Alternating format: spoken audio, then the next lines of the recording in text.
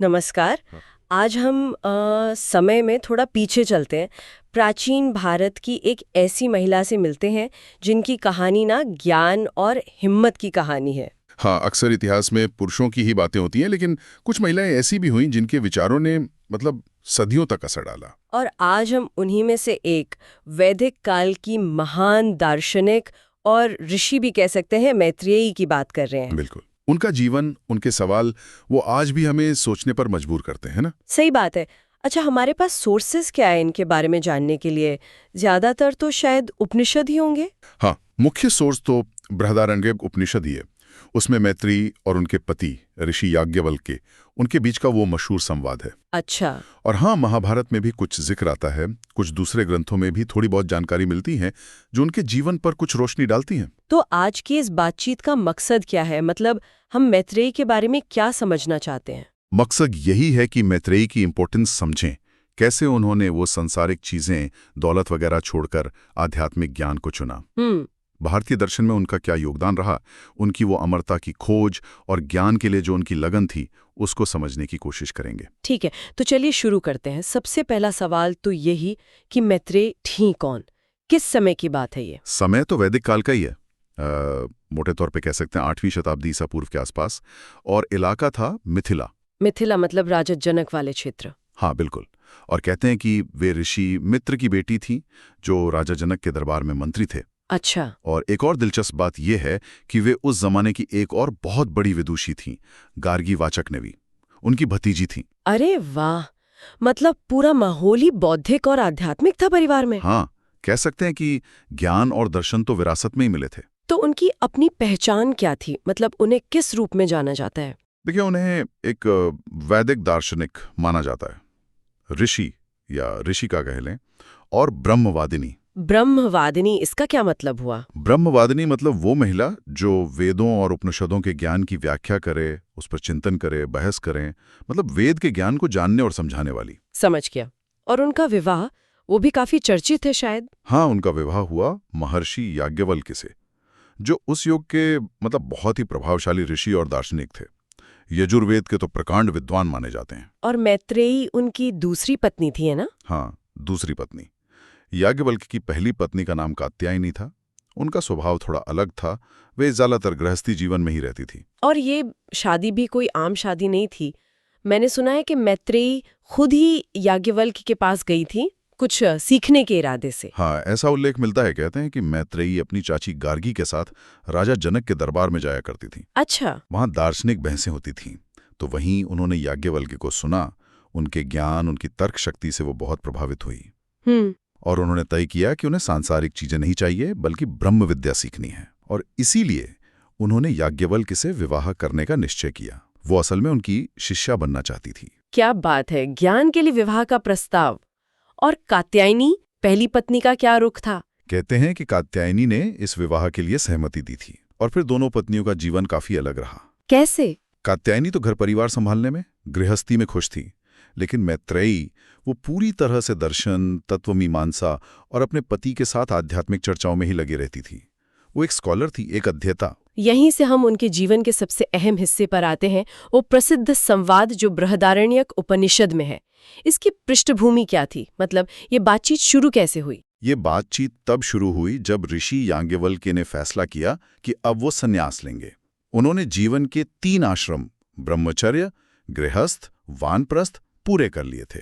Okay. अब चौथा आश्रम यानी संन्यास लेना था, जिसका मतलब है सब कुछ छोड़ देना, त्याग देना और परम सत्य की खोज में लग जाना। तो जाने से पहले उन्होंने सोचा होगा कि अपनी संपत्ति का बंटवारा कर दें। हाँ, बिल्कुल। उन्होंने फैसला किया कि अपनी जो भी सांसारिक संपत्ति है वो अपनी दोनों पत्नियों कात्यायनी और मैत्रेयी में बराबर बांट देंगे। तो कात्यायनी ने तो शायद ले ली होगी संपत्ति, मतलब सामान्य तौर पे तो यही होता है। हाँ, कात्यायनी का जिक्र इस तरह से नहीं आता कि उन्होंने मना किया हो, लेकिन मैत्रेयी का सोचना अलग था। यहीं पर उनकी खासियत दिखती है। उन्होंने क्या कहा इस प्रस्ताव पर? ये जानना दिलचस्प होगा। यही मैत्रेयी ने वो सवाल पूछा जिसने उन्हें अमर कर दिया। उन्होंने याज्ञवल्क्य से सीधे पूछा, उपनिषद में लिखा है, यन्नु म इयं भगो सर्वा पृथ्वी वित्तेन पूर्ण स्यात् कथम तेन अमृतस्याम इति। वाह, इसका मतलब क्या हुआ? मतलब हे भगवान, अगर ये धन दौलत से भरी पूरी पृथ्वी भी मेरी हो जाए तो क्या मैं उससे अमर हो जाऊंगी? सोचिए, कितना गहरा सवाल। अद्भुत। मतलब सीधी बात, क्या पैसे से वो चीज मिल सकती है जो हमेशा रहे, यानी अमरता? ये सवाल तो आज भी उतना ही रेलेवेंट है। याज्ञवल्क्य ने क्या जवाब दिया? याज्ञवल्क्य का जवाब भी उतना ही सीधा था। उन्होंने कहा, ना इति, मतलब नहीं। साफ मना कर दिया। हाँ, आगे कहा, यथेव उपकरणवताम जीवितम तथेव ते जीवितम स्यात्, अमृतत्वस्य तु न आशा अस्ति वित्तेन इति। यानी जैसा अमीर लोगों का जीवन होता है सुख सुविधाओं वाला, वैसा ही तुम्हारा जीवन होगा, लेकिन धन से अमृतत्व की कोई आशा नहीं है। साफ कह दिया कि दौलत सिर्फ बाहरी आराम दे सकती है, असली मुक्ति नहीं। बिल्कुल। तो फिर मैत्रेयी ने क्या किया? क्या उन्होंने फिर भी संपत्ति ले ली, ये जानते हुए कि इससे अमरता नहीं मिलेगी? नहीं, बिल्कुल नहीं। याज्ञवल्क्य के जवाब ने तो उनका इरादा और पक्का कर दिया। उन्होंने तुरंत कहा, साहो वाचि मैत्रेयी येना हम नामृतास्याम किमा हम तेन कुर्याम। अच्छा, मतलब जिस चीज से मैं अमर ही ना हो सकूं, उसे लेकर मैं क्या करूंगी? सोचिए कितना बड़ा त्याग है। सच में। फिर उन्होंने कहा, यदेव भगवान वेद तदेव में ब्रूहि इति।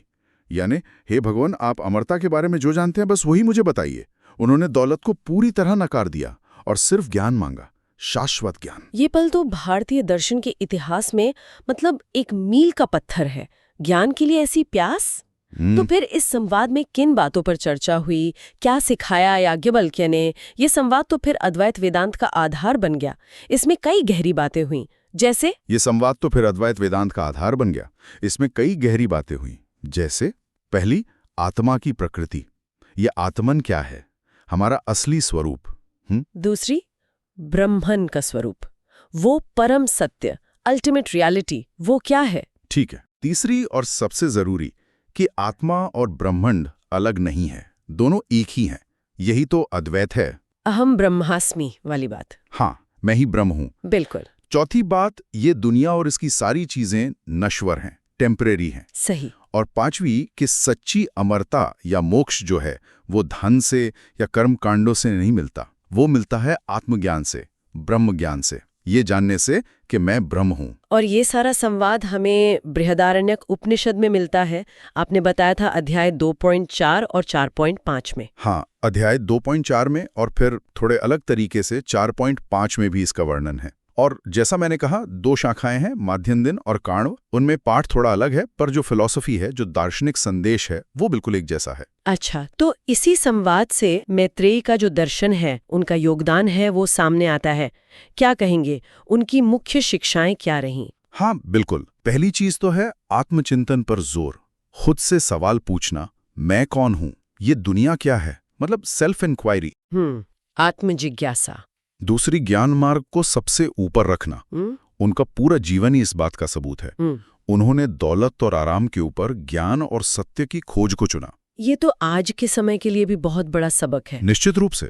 और तीसरी, जो उनकी सबसे केंद्रीय शिक्षा है कि असली मुक्ति या अमरता बाहरी चीजों से नहीं, अंदर के ज्ञान से मिलती है, अपनी आत्मा को ब्रह्म के रूप में अनुभव करने से। ये सिर्फ थ्योरी नहीं, ये एक प्रैक्टिकल रास्ता है जो उन्होंने अपने जीवन से दिखाया। सही बात है। इसी संवाद में प्रेम के बारे में भी कुछ कहा गया है, कुछ अलग सी बात है शायद। हाँ, वो भी एक बहुत मशहूर हिस्सा है।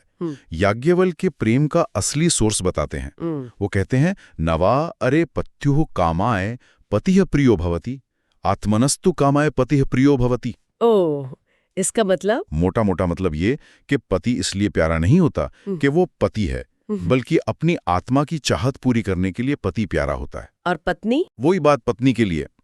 न वा अरे जायाए कामाय जाया प्रिया भवति, आत्मनस्तु कामाय जाया प्रिय भवति।